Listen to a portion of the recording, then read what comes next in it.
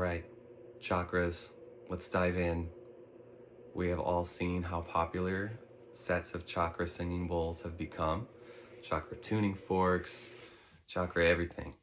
And they're easy to market, they're very popular, and a lot of people who don't really know the first thing about sound healing are drawn in by that practice. Maybe they attended a sound bath or they read some information online and they might have had a beneficial or powerful experience and they're feeling like, I want this, I want to do this, I want to connect with this.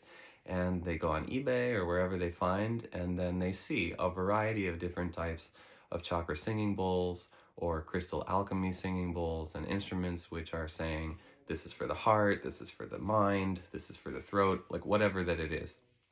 So we got to look at this topic and understand what's happening in people's understandings. And obviously, the first question should be, what is a chakra? And those answers are not simple answers. We're talking about traditions with thousands of years and deep Vedic study of the philosophy behind these concepts.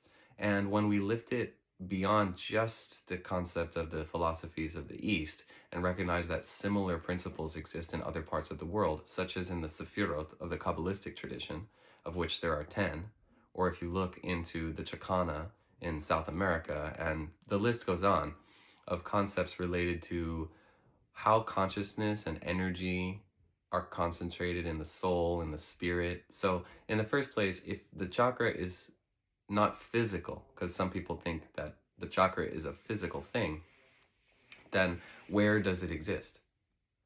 So we have to look into this topic before we start to say that this bowl, this note, this color, this chakra heals you of something.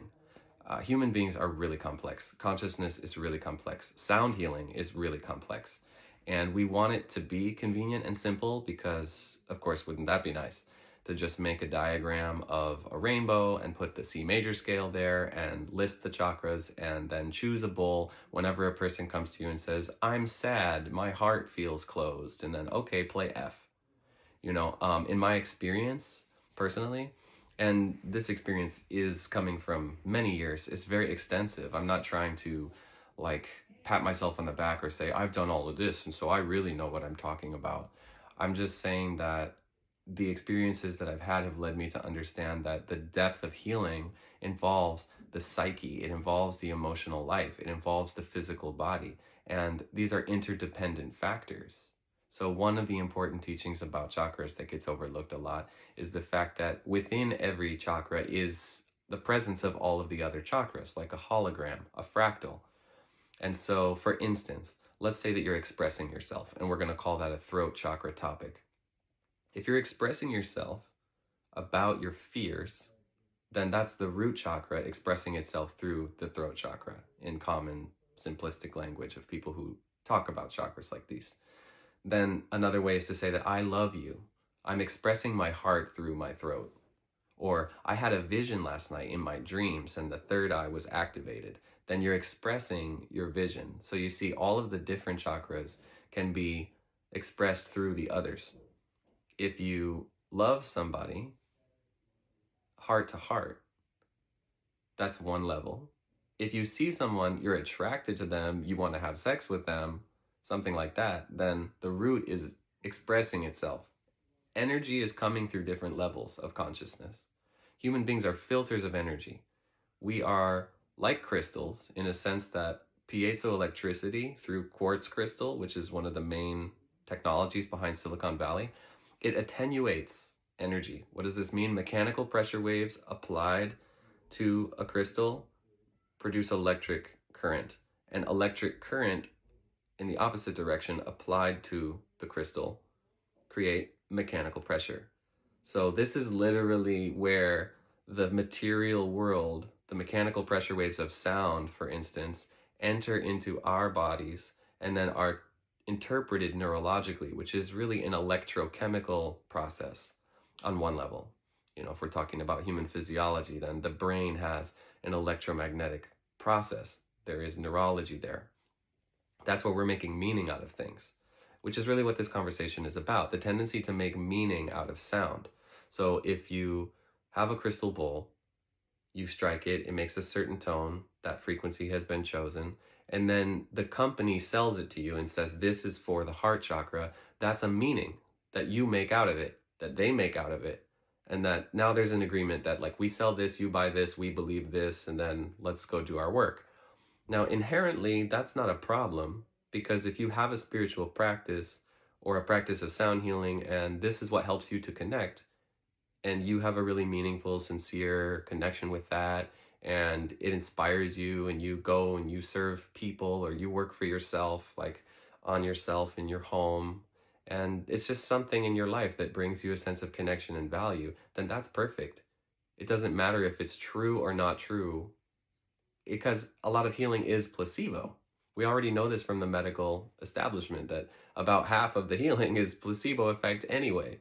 So am I saying that it's just a placebo effect or not? I'm not really drawing the line in the sand yet. I'm just trying to provide an overview of the basic concepts here so that we can understand what people are being convinced of. And then what do they really understand about the process? Because if you turn around and then say, yeah, this is my chakra singing bowl set, and then teach other people that same concept, and it ends up being that that concept isn't truthful, or that there's much more depth and nuance to the conversation than what is being included, then down the line, you might have to kind of swallow your pride and be like, oh yeah, maybe it doesn't work that way.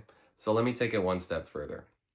Let's say that the note C, or let's use the note F, because everybody loves the heart chakra, right? So if F is the heart, because we're saying there are 7 chakras in this one system, which, side note, some systems have 3, 5, 7, 9, 10, 13, 42,000, like infinite, literally. So there's no one chakra system. So we should study the lineage of why this 7 chakra system became popularized and what alternatives exist, so that we notice, okay, chakra is not just one thing.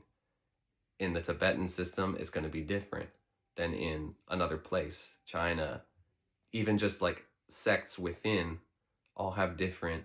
Okay, so you get my point. It's not a 7 chakra system. There is a 7 chakra system, and there is many other types of chakra systems. So let's say that F is the heart, and I play the note F on a singing bowl. The sonic properties of that note are very different than if I play F on the middle range of a piano, or F on a double bass, or F on a violin, or F on a flute. Maybe I hit a drum and the drum skin is tuned to the tone F, because drums also produce tones and notes. So is it going to have the same effect psychophysiologically if you play the note F on 15 or 100 completely different instruments? That's the first question. The second question is, what if I play them at different volumes? Because if I play the note F at such a loud volume that it damages your hearing, that's not going to be any good for you. How is that going to heal your heart? It's not the F that does it. It has to be the F with a volume that is sensible to your human body. If you play the note F many, many, many times, fast and over, just like, let's say that you have a bell that's tuned to F and you ring it for 15 hours straight, and you sit a person in a room, you strap them to a chair and you make them listen to that. Is that going to heal their heart just because it's an F? So this is an important awareness to have about the various factors that affect sound and the human perception of those sounds. The volume, the duration, the type of materials and instruments that are used to produce them. And of course, the consciousness that's involved. Your consciousness as a receiver, the consciousness of the person who's playing and sharing it with you. So I don't subscribe to this chakra note correspondence for some of the reasons that I just stated. Now, I know that that's difficult for people to hear or to accept who already have like a deeply entrenched belief system about notes and chakras. So I'm not really here to force anybody to think differently, but I'm just trying to offer information that helps to put more context to the conversation. So finally, let's say that a person has a heart issue in their life, and that's related to family. But the family is connected to a society, and each individual in that process has their own healing process. You know how when you get a massage, maybe you have a pain in your leg, and you think that the pain is originating in the leg, but it's not. It's originating in a totally different place. Sometimes to heal a heart issue, you have to heal the throat. because maybe the person was repressed in self-expression throughout their life, and now they're wanting to reclaim that. You might go pick your F heart singing bowl to try to heal their heart, but actually their issue is with self-expression, or their issue is with fear, and they don't have their material life together, and they don't have the resources they need to eat well and be safe, and they don't have shelter, whatever that it can be. Yeah, the heart's going to be affected by that because we are interdependent holistic systems. And so we have many frequencies. Every organ has multiple frequencies. The whole being is full of different structures. The eyes, the teeth, the lungs, and these are all contained unto themselves as whole things. And then you put it all together and you get a whole thing.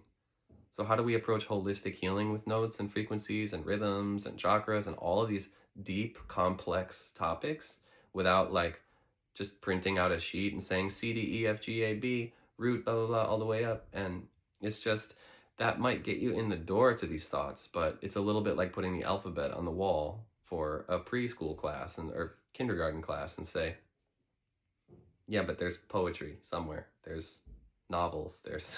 You're not going to know that until you get there. There's no way to teach that to you because you're getting your foot in the door with the basics of language. And that's why my book, The Elements of Sound, is about these principles: rhythm, volume, tone, frequency, vibration, how human beings make meaning out of all of this information, and then how we're applying that in an ethical way through sound healing and meditation. So I just wanted to come on here to share a little bit of this with you. There's so much more to say, but just to get the mind flowing, ask some questions to yourself about your beliefs around chakras and notes. There's a saying, if it sounds good, it is good. So what is good? What are you trying to create? How do we facilitate spaces of transformation of consciousness? Because, I joke sometimes, like, can I heal my interpersonal relationships with a 432 hertz singing bowl? Can I heal my mother or father issues with a $3,000 gong? Like, is that going to fix that? There's a responsibility to take in our lives, and there are things that need to be done with our diet, with our use of our mind and the power of our thoughts, with our emotional regulation, with our relationships and how we're handling things. Like, healing, true, deep healing is way beyond, F is for the heart, chakra singing bowl. But that's my 2 cents. Love you guys.